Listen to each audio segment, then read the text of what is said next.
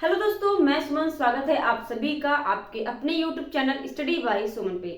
दोस्तों, आप सभी जानते हैं कि आपके बीपीएससी 3.0 का अनाउंसमेंट हो चुका है कि आपके जो एग्ज़ाम है 3.0 का वो आपका अगस्त में करवाया जाएगा।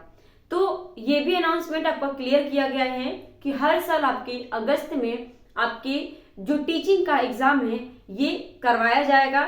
तो इसी बात पर हम आज करेंगे डिस्कशन सिलेबस की। 1 to 5 के सिलेबस पे बात करेंगे जो कि बीपीएससी 3.0 का सिलेबस है, ठीक है ना। तो ये आपका पहला हो चुका है, आपका इसमें आप जानते हैं, ठीक है ना। बीपीएससी टीचिंग का पहला चरण हो चुका है, फिर दूसरा चरण भी हुआ जिसमें आपका पिछली जो दिसंबर में आपका बीपीएससी 2.0 का आपका हुआ है। अब एक और बचा है आपका जो तीसरे चरण में करवाने वाले हैं, तो ये आपका बीपीएससी टायर 3.0 का होगा, ठीक है ना, जो अगस्त में होने वाला है। तो अभी आपके पास टाइम बहुत है। पिछली बार था कि टाइम कम था, 15-20 दिन में या महीने में, एक महीने में कैसे कंप्लीट करना, ये सब चीज़ें बहुत ज़्यादा डिफिकल्ट हो चुकी थी। लेकिन इस बार ऐसा नहीं है, आपके पास काफ़ी समय है। और इस समय में अगर मान के चले जनवरी आपका निकल गया है, फरवरी, तो मान के चलिए 5 से 6 मंथ आपके पास है, ठीक है ना। 5 से 6 मंथ आपके पास से तैयारी करने का। और इसी चीज को हम बात करेंगे। सबसे पहले तो सिलेबस के बारे में बात करेंगे, उसके बाद मैं ये बात करूंगी कि हमें तैयारी कैसे करनी है, ठीक है ना। तो सबसे पहले हम चलते हैं अपने टाइम को ना वेस्ट करते हुए सिलेबस पर। सिलेबस में क्या क्या चीजें हैं उसे देखते हैं, ठीक है ना। तो चैनल पर पहली बार है तो चैनल को सब्सक्राइब कर लीजिए, बेल आइकन दबा लीजिए ताकि नोटिफिकेशन आपको मिलती रहे। जितने भी वीडियो मेरी हैं उनकी नोटिफिकेशन आप तक पहुंचनी चाहिए, ठीक है ना। और अपने साथियों को शेयर करके उन्हें भी चैनल से जोड़ लीजिएगा। चलिए देखते हैं हम आज की जो है सिलेबस। 1 to 5 का सिलेबस है, ठीक है ना, पीआरटी का। और इसमें आपका जानते हैं कि हमेशा चाहे कोई भी पेपर हो तो उसमें आपका 60 नंबर का क्या होता था, 60 नंबर का अलग से आपके जो हिंदी लैंग्वेज वाली है तो लैंग्वेज का होता था। सॉरी, 100 नंबर का आपका लैंग्वेज का होता था, ठीक है ना। 100 नंबर का आपका अलग से पेपर होता था लैंग्वेज का, ठीक है ना, जिसमें 30% आपको लाना जरूरी होता था। तो ये आपका क्लियर करना होता था सिर्फ, बाकी कुछ नहीं। उसके बाद आपका जीएस का 40 नंबर का आपका जीएस आता था, ठीक है ना। सभी में चाहे 1 to 5 हो, चाहे आपका 6 to 8 हो, 9 to 10 हो, 11 to 12 हो, सभी में आपका 40 नंबर का जीएस अलग से आता था, जो सब्जेक्टिव जो है कोर्स थे उसमें भी, ठीक है ना। बात करें यहाँ पे 100 नंबर का, अगर आपका ये आता था हिंदी का, तो इसे इस बार क्या किया गया था, आप जानते हैं बीपीएससी 2.0 में इसे हटा दिया गया। यानी अब 100 नंबर का जो लैंग्वेज होता था वो कितने नंबर का कर दिया गया, 30 नंबर का। और इस 30 में से भी आपको 30% आपका होना चाहिए, पासिंग माना गया था, ठीक है ना। अब 30 में से पासिंग मार्क्स कितने आएंगे, ये कभी अगर माइंड में आता है तो आपका कम से कम 9 से 10 नंबर होने चाहिए। 9 से 10 नंबर आपके आते हैं तो आप लैंग्वेज को क्या कर सकते हैं, क्वालिफाई कर सकते हैं, ठीक है ना। बात करें यहाँ पे तो ये आपका क्लियर हो गया। और 40 नंबर का आपका जीएस होता है जिसमें आपका सारी चीजें आती हैं, ठीक है ना, आप जानते हैं जनरल नॉलेज होती है उसमें। और उसके बाद आपका अलग से जो आता था 80 नंबर का, इसमें आपका सामाजिक अध्ययन जो अलग से आता है आपका जो है 1 to 5 के लिए। तो 1 to 5 के लिए ये अलग से ये सारी चीजें होती थी। लेकिन अब इस बार क्या किया गया, 1 to 5 में ये सारी चीजें यानी 30 नंबर का आपका हिंदी कर दिया गया। और ये सभी चीजें मिला के यानी जीएस हो गया और चाहे 40 नंबर का हो गया, ये अलग से नहीं, इन सभी को मिक्स कर मिला दिया गया। और इन सभी को मिलाने के बाद 80 नंबर का ये पूरा का पूरा आपका जीएस कर दिया गया है। इस बात को ध्यान में रखिएगा, ठीक है ना।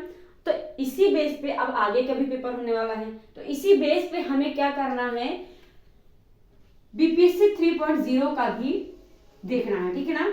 तो इसमें आपका अगर जो हिंदी है तो हिंदी आपका इस बार आपका कितना होने वाला है, 30 नंबर का आपका हिंदी होगा, हिंदी लैंग्वेज, हिंदी हो गया, चाहे आपका बांग्ला लैंग्वेज हो गया, चाहे आपका उर्दू लैंग्वेज हो गया, ठीक है ना। तो आपकी सबसे पहला जो पेपर होता है वो होता है आपका भाषा अर्हता। ये आपके पहले अलग अलग करवाया जाता था, लेकिन इस बार क्या किया गया था 2.0 में आपका एक साथ करवाया गया था, ठीक है ना। उसी पेपर में ये दे दिया गया था, उसी तरह अब आगे वाले में भी होगा, ठीक है ना।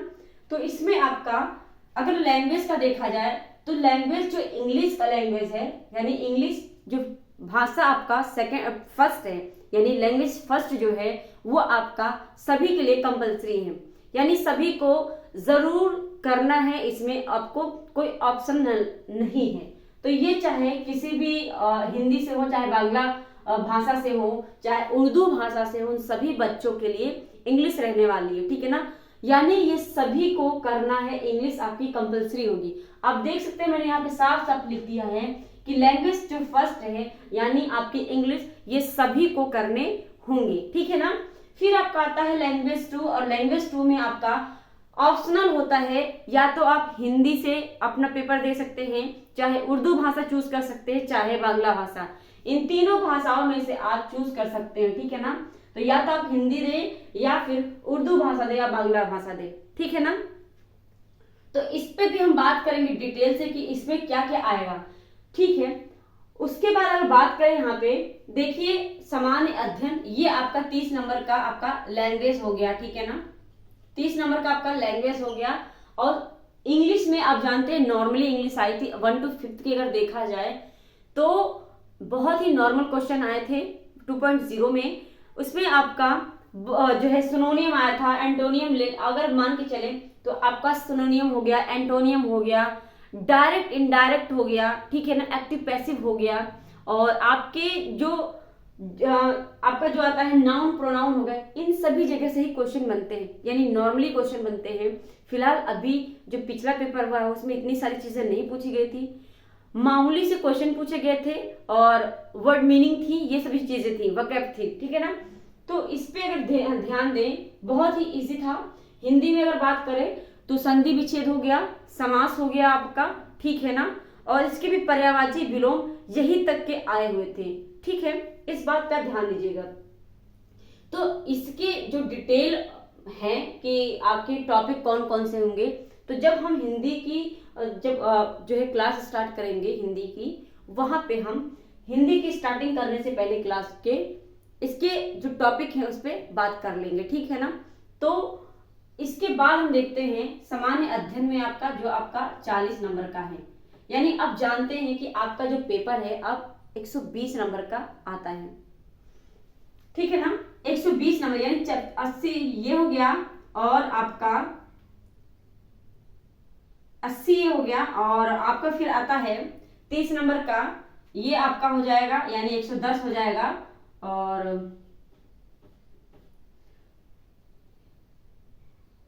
यहां पे बात करें तो ये 120 नंबर का टोटल होता है। हिंदी का तो आपका कंपलसरी है, ठीक है ना। हिंदी का जो है आपका 30 नंबर का है, और उसके बाद जितने बचता है वो सभी आपके जीएस में आ जाते हैं 1 to 5 का लेके, ठीक है ना। तो ये पूरे के पूरे अगर देखा जाए ये सभी पेपर आपके 120 नंबर का इसमें हुआ था, ठीक है। और इसमें क्वेश्चन आपके 150 थे, ठीक है, 150 क्वेश्चन थे। बात करें यहाँ पे सामान्य अध्ययन की, तो सामान्य अध्ययन में आप देख सकते हैं कि सबसे पहले आपका इसमें गणित आता है और रीजनिंग आता है, ठीक है ना। अगर मैं सीक्वेंस से बात करूं पेपर में कैसे आया हुआ था सीक्वेंस से, तो सबसे पहले तो हिंदी और सबसे पहले इंग्लिश का दिया हुआ था, उसके बाद जो आया वो हिंदी का था, ठीक है ना। हिंदी के बाद आपका क्या था मैथ, उसके बाद रीजनिंग दिया हुआ था। रीजनिंग आपका लास्ट में दिया हुआ था, सबसे लास्ट में पेपर में दिया हुआ था। उसके अगर बात करें मैथ के बाद तो आपके सामान्य अध्ययन यानी आपके जनरल अवेयरनेस आने उसमें था। फिर आपका विज्ञान के बारे में था, विज्ञान में आपका फिजिक्स और केमिस्ट्री से ज्यादा आए थे, ठीक है ना। और उसमें बायो का बहुत होगा तो 5 से 6 क्वेश्चन थे, लेकिन सबसे ज्यादा उन्होंने कवर किया था फिजिक्स और केमिस्ट्री से, यानी बायो आपका टफ पूछा गया था। भारतीय राष्ट्रीय आंदोलन ये बहुत इंपॉर्टेंट है, यहाँ से ही क्वेश्चन आपके ज्यादातर बने हैं।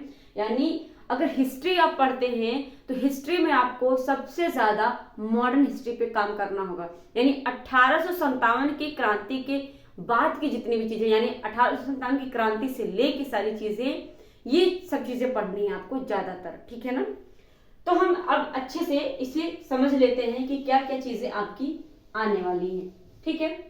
इसके बारे में जानते हैं। लैंग्वेज के बारे में मैंने बता दिया आपको कि लैंग्वेज में आपके अगर टॉपिक की बात करें, टॉपिक में आपको ये मैं टॉपिक के बारे में जब हम डिस्कशन करेंगे उस दिन जब हम क्लास स्टार्टिंग कर देंगे हिंदी की, ठीक है ना।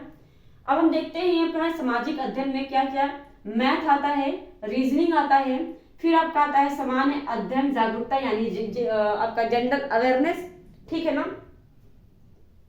फिर आपका आता है सामान्य विज्ञान। अब सामान्य विज्ञान में मैंने बता दिया सबसे ज्यादा ये कवर कहां से करते हैं, केमिस्ट्री से और आपका फिजिक्स से, ठीक है ना। सबसे ज्यादा इन्होंने यहाँ से कवर किया है। उसके बाद थर्ड नंबर पे इन्होंने बायो से कवर किया था, ठीक है, थर्ड नंबर पे बायो से। तो यहाँ पे अगर बात करें तो सबसे ज्यादा इस पे ध्यान देना है, इस पे ध्यान देना है, इसके बाद आपको इस पे ध्यान देना है।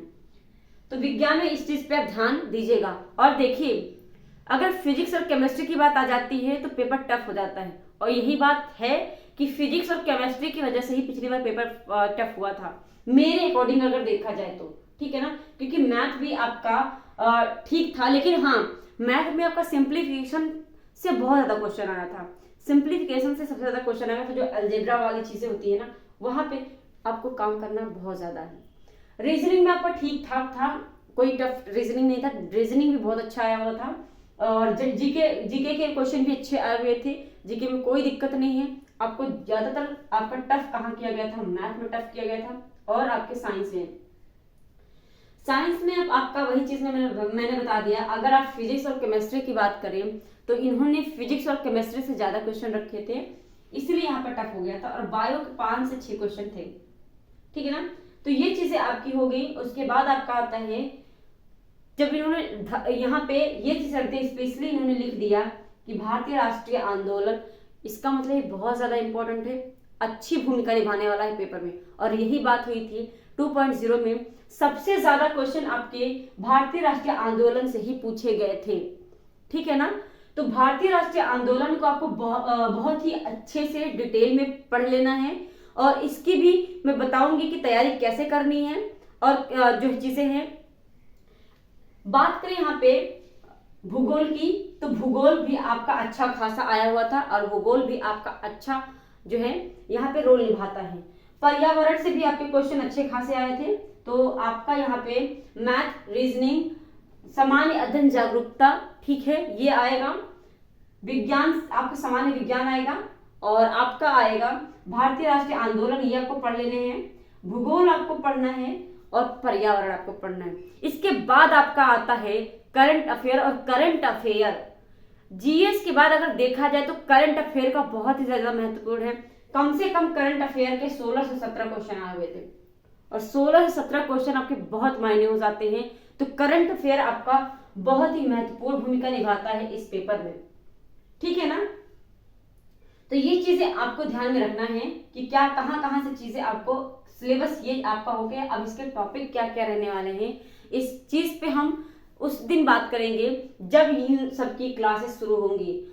देखिए जीएस की रही, मतलब सामान्य अध्ययन की, इसकी मैं क्लास शुरू करने वाली हूं। और ये क्लास आपकी, जैसे कि अब जानते हैं कहां से पढ़ना है, तो ये आपका एनसीईआरटी बेस्ड और एससीईआरटी बेस्ड आपका होता है। तो एनसीईआरटी और एससीईआरटी से ही ये क्वेश्चन आपके लिया जाता है, ठीक है ना। तो हम देखिए एनसीईआरटी और एससीईआरटी से ही इसकी तैयारी करेंगे। आपके पास टाइम बहुत है, ठीक है ना, टाइम आपके पास काफी है, आप कवर कर सकते हैं। तो हम जो एकेडमिक बुक है एनसीईआरटी की, उस पर फोकस करेंगे, यानी सारे टॉपिक्स वहीं से हम अपना कंप्लीट करेंगे एनसीईआरटी की, ठीक है ना। तो जिसमें हम स्टार्ट करेंगे अपना भूगोल से, ठीक है ना। तो कल से आपकी क्लासेस स्टार्ट कर दूंगी मैं, जिसमें आपका भूगोल होगा। और भूगोल के बाद आपका बात करें किस पे करना है, भूगोल आपका आपकी शुरुआत हो जाएगी भूगोल की। करंट अफेयर की आपकी क्लास शुरुआत कर दूंगी मैं, और फिर आपकी शुरुआत हो जाएगी किसकी, तो आपका यहाँ पे आ जाएगा सामान्य अध्ययन, यानी आपका ये सामान्य अध्ययन जागरूकता, और उसी में आपका ये यानी ये चीज तो आपका इसमें आ जाएगा। भारतीय राष्ट्रीय आंदोलन जो शुरू करेंगे इसी में सारी चीजें आ जाएंगी आपकी। तो यहाँ पे मैं 3 क्लास फिलहाल के लिए 3 क्लास स्टार्ट करने वाली हूँ। सारे के सारे एनसीईआरटी होंगे। आपका जो करंट अफेयर होगा, इस करंट अफेयर में हम क्या करेंगे, 6 से 7 महीने के करंट अफेयर को इसमें कवर करेंगे, ठीक है ना, बीपीएससी टीचिंग के आधार पर, ठीक है। तो आपका 3 क्लास शुरू हो जाएगा। एक तो आपका ये हो जाएगा एक क्लास, फिर आपका भूगोल हो जाएगा दूसरी क्लास, और तीसरी क्लास आपकी करंट अफेयर की, ठीक है ना। उसके बाद हम टाइम को मैनेज करके मैं बताऊंगी आपको कि हिंदी की स्टार्ट कब करनी है, ठीक है ना। फिलहाल के लिए आपका स्टार्ट में ये तीनों कर दूंगी। तो ये सारी चीजें आपकी क्या होंगी, एनसीईआरटी और एससीईआरटी से होंगी। आपको अगर तैयारी करनी है, ठीक है, तो आपको चैनल पे आना है और अपने साथियों को भी शेयर करके उन्हें भी लेकर आना है, और ये लगातार आपकी क्लास को जल्द से जल्द कंप्लीट करने की कोशिश मेरी यही रहेगी कि सारे टॉपिक्स आपके क्लियर करवा दिए जाए। सारे जितने भी एनसीईआरटी में जितने भी चीजें आपकी हैं आपके सिलेबस में, वो एनसीईआरटी से ही आपकी तैयारी करवाई जाएगी, ठीक है ना। और मैं ही करवाऊंगी, मेरे अलावा कोई नहीं है, तो मैं ही करवाऊंगी उसको अच्छे तरीके से। अगर आपको कोई डाउट होगा तो आप कमेंट करके आप कमेंट बॉक्स में पूछ सकते हैं, ठीक है ना। तो ये आज का सिलेबस मुझे ये डिस्कशन करना था। इसके बाद आपकी क्लासेस शुरू करनी है, कल से आपकी क्लासेस मैं शुरू कर दूंगी। सबसे पहले आपका भूगोल का हो जाएगा, उसके बाद इन सब पे भी मैं बात करूंगी, ठीक है ना। तो आपकी जो क्लास रहने वाली है उसकी टाइमिंग, एक तो मैं बात करूं भूगोल की अगर स्टार्ट करती हूँ तो ये 12 बजे आपको क्लास मिल जाएगी डेली, ठीक है ना। फिर इन सब की क्लासेस की टाइमिंग मैं बता दूंगी। अभी फिलहाल के लिए मैं इसी की बात करूंगी भूगोल की, और भूगोल की आपको 12 PM पे मिल जाया करेगी। अगर आपने चैनल को सब्सक्राइब नहीं किया है तो चैनल को सब्सक्राइब करके बेल आइकन जरूर दबा लीजिएगा, ताकि नोटिफिकेशन जितनी भी मैं क्लास की वीडियो अपलोड करूं, जितनी भी क्लासेस चलाऊं, मैं अगर लाइव भी चलाऊं तो आप तक वो नोटिफिकेशन जानी चाहिए, और आप जो भी क्लासेस हैं एनसीईआरटी की वो आप पढ़ सके, देख सके। देखिए अगर टाइपिंग, देखिए जब डिजिटल से पढ़ाई करवाते हैं डिजिटल बोर्ड से, तो वहां पे आप जानते हैं कि अपने आप से टाइप करके जो है क्लासेस करवाई जाती हैं, ठीक है ना।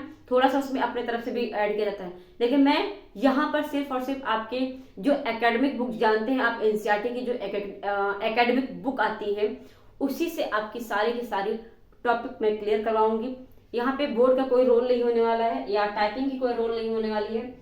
जैसा होता है कि हमको एनसीईआरटी अच्छे से पढ़ना, ताकि आपको अंदर से फीलिंग आए, आपको एक संतुष्टि हो कि हाँ आपने एनसीईआरटी पढ़ ली है, अब आपको कोई दिक्कत नहीं होने वाली है। होता है ना कि अगर हम एनसीईआरटी की बुक्स नहीं पढ़ते हैं तो हमें लगता है कि हाँ हमने शायद नहीं पढ़ा है, उस वहां तक मैं शायद नहीं पहुंच पाया।